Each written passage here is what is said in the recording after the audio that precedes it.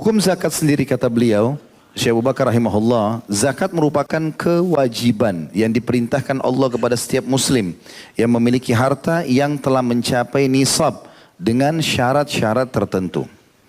Allah subhanahu wa ta'ala telah mewajibkan zakat dalam kitabnya dengan firman-Nya, A'udzu billahi minasyaitonir rajim, khudz min amwalihim shadaqatan tutahhiruhum wa tuzakkihim biha. Dalam surah At-Taubah ayat 103.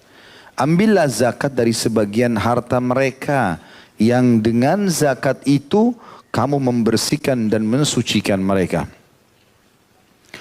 Jadi Allah subhanahu wa ta'ala dalam surah At-Taubah 103 ini memerintahkan Nabi SAW untuk mengambil dari orang-orang beriman harta mereka untuk mensucikan mereka.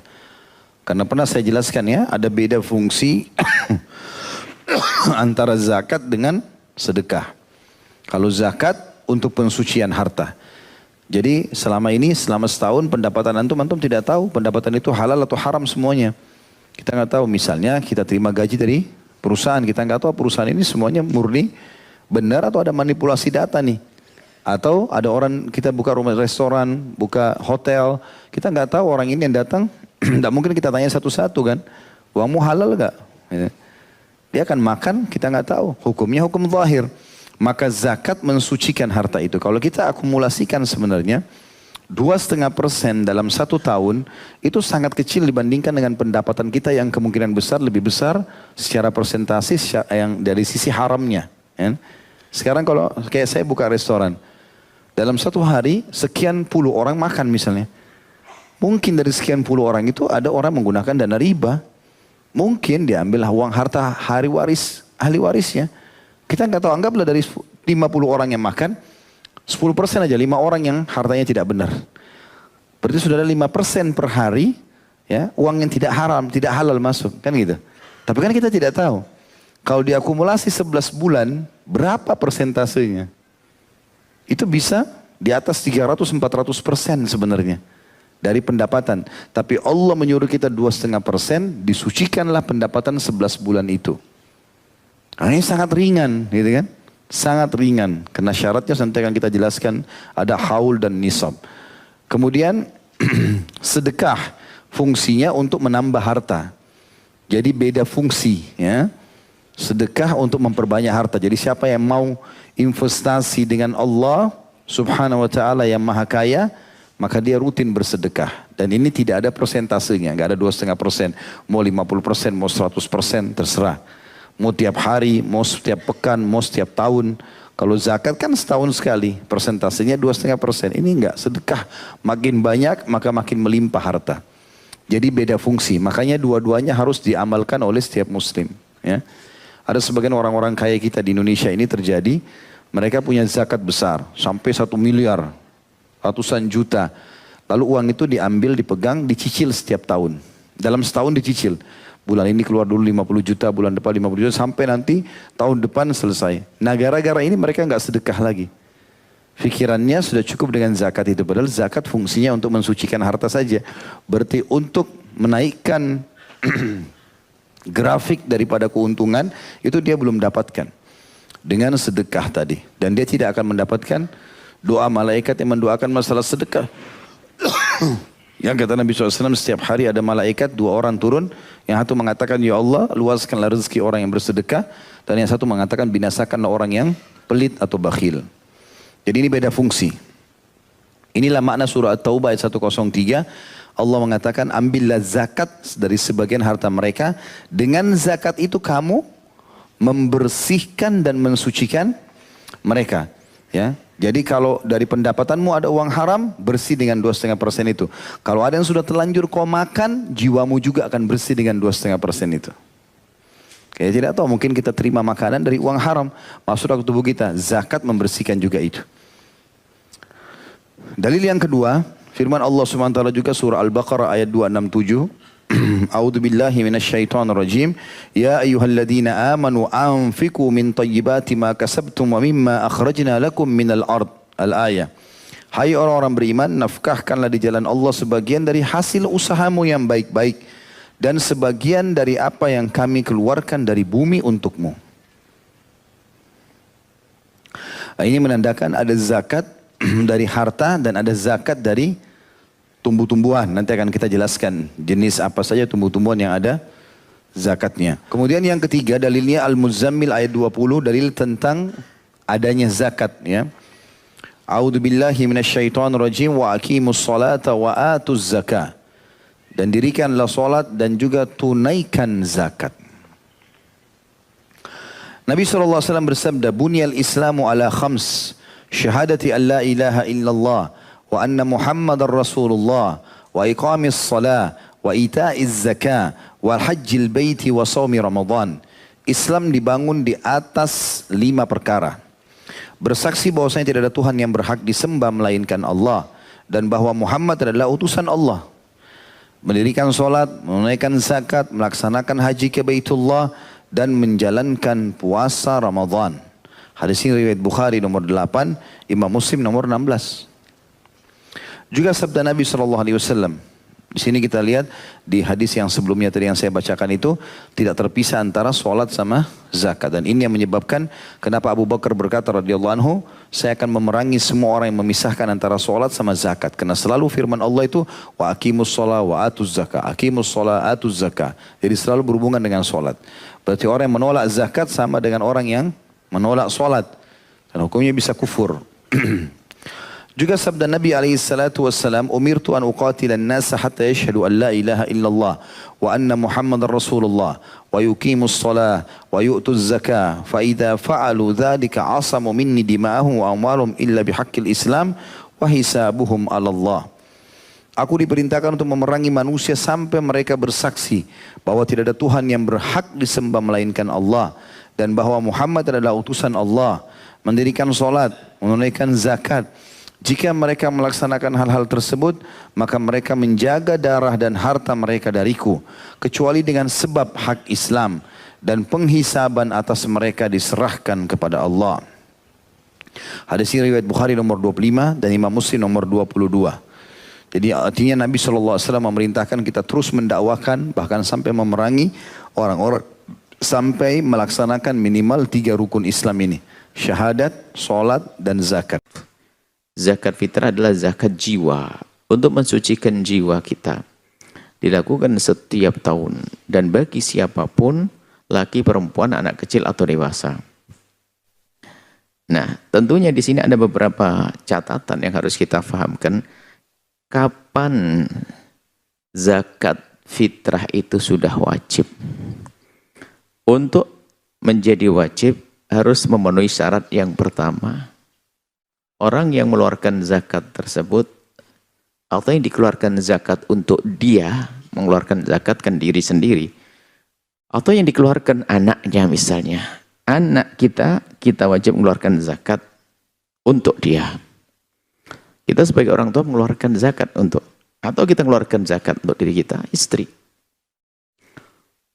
Nah syaratnya adalah yang kita zakati itu adalah menemui Ramadan dan menemui hari raya. Menemui Ramadan dan menemui hari raya. Syaratnya seperti itu. Makanya jika ada bayi lahir setelah adzan maghrib akhir Ramadan, setelah adzan Allahu Akbar pada buka lahir bayi malam hari raya, maka dia tidak wajib dikeluarkan zakat. Kenapa? Karena dia tidak bertemu Ramadan. Tapi kalau lahirnya pinter, ya lahirnya pengen dizakati. Lahir langsung adzan. Baru lahir ceprot,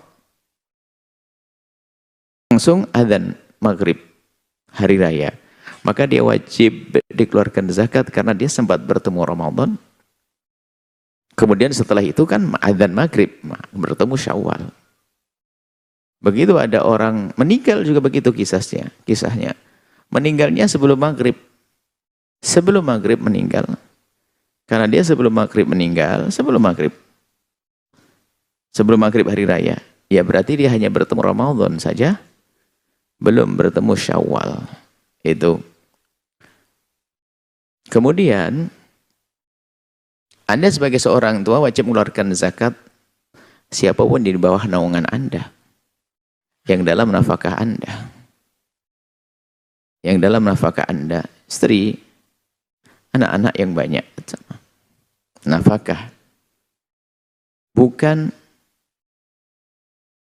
dalam urusan. Misalnya seorang kiai punya santri 1000.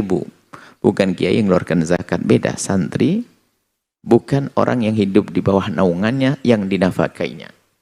Kecuali ada seorang alim mengambil orang untuk hidup bersamanya, dirawat, dididik. Itu lain cerita.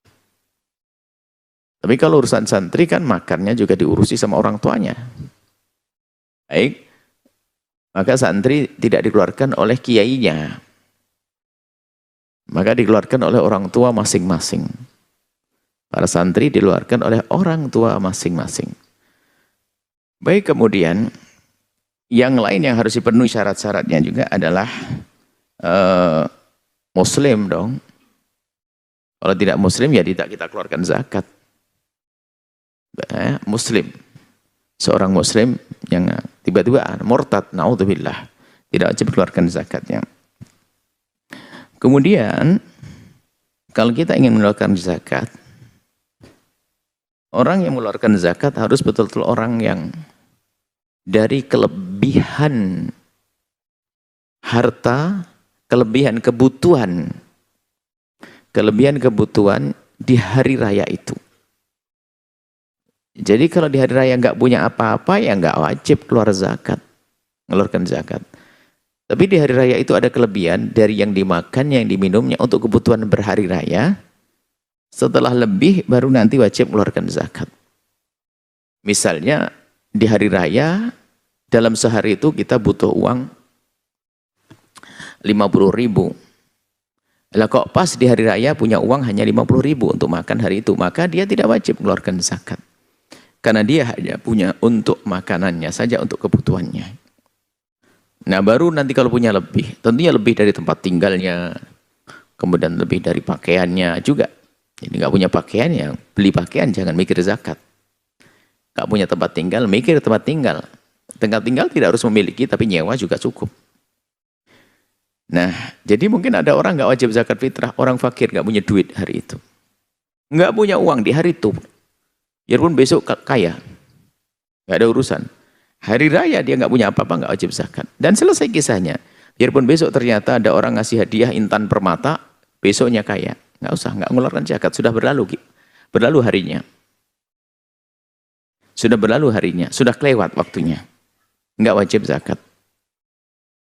Kemudian juga, ya ini dari bajunya juga, kelebihan dari bajunya, tempat tinggalnya. Bahkan kalau memang dia adalah seorang wanita yang perlu dilayani, pembantunya juga masuk. Kalau memang misalnya dia biasa dilayani karena mungkin dia perlu. Apakah karena ada kekurangan dalam dirinya, tubuhnya, dan sebagainya. Jadi pembantu menjadi penting. Jadi jangan sampai mengeluarkan zakat tapi pembantunya hilang. Nggak bisa bayar pembantunya. Seperti itu. Baik, kemudian yang dikeluarkan itu adalah satu sok. Satu sok dari makanan pokok yang dimakan oleh orang, umumnya orang di situ. Biarpun ada orang aneh nanti makan ini, orang aneh nggak dihitung di situ, ya. Jadi makanan pokok umumnya orang di kampung itu dan makanan dia sebetulnya. Cuman dia orangnya aneh. Ya, makannya apa sih? Nggak tahu apa yang aneh. Makan apa? Ada siang malam makannya adalah rumput. Nah, tidak tahu, makan rumput, langsung zakatnya rumput. Ini makanan pokok saya, bukan. Siapa yang makan rumput? Dia saja. Nah, makanan pokok di negeri kita ini adalah beras. Nah, dan betul orang Indonesia itu dengan beras sudah sangat akrab banget ya. Kalau di waktu belajar dulu, di satu tempat yang nasi jarang itu, kita ini suruh makan roti pagi-pagi. Orang Arab kenyang. Orang Indonesia sepertinya kalau makan roti biarpun satu bakul, kalau belum makan nasi kayak dianggap lapar. Mungkin perasaannya lapar. Sampai kita terbiasa, setelah beberapa tahun baru biasa. Jadi nasi itu betul-betul pokok banget. Jadi yang kita keluarkan adalah nasi beras. Berasnya. Tentunya beras yang biasa dimakan atau lebih bagus lagi. Tidak boleh di bawahnya. Beras yang biasa dia makan. Misalnya beras apa? Padi. Beras dari padi. Apa ada 36 atau apa macam-macam judulnya itu kan. Yaitu. Beras. Nah, dari yang biasa dimakan. Makanan pokoknya. Kemudian beratnya adalah 1 sok. 1 sok itu adalah 4 mud. 1 mud itu 6 koma. Jadi para ulama di dalam menjelaskan tentang mud ini berbeda. Ada yang mengatakan 6 on, ada sampai mengatakan 7 on. Jadi berbeda, ada 6, 6, 6. Maka biasanya kita ambil tengah 6,7. Jadi kalau 7 itu kali 4, itu jadinya 28. Kan begitu. 7 kali 4, 28. Kalau 4 kali 6, 6 kali 4, 24. Maka zakat fitrah itu enaknya, gampangnya, antara 24 sampai 28. Ya jangan kurang dari 24. Makanya orang bisa ngomong 2,5 kilo. 2,5 itu udah berapa? Kalau 2,5 berarti 20? Nah, enggak tahu hitungan. Anda tahu ngitung duit saja. 2,5 ya 25. 2,5 ya 25. Nah, kan? Yaitu 2,5 gitu loh. Jadi biasanya gampangnya 2,5. Kalau Anda pengen hati-hati, Anda paskan sampai 2,8. Tapi kalau orang punyanya 24, 25 ya sah-sah saja. 25, kurang lebih seperti itu.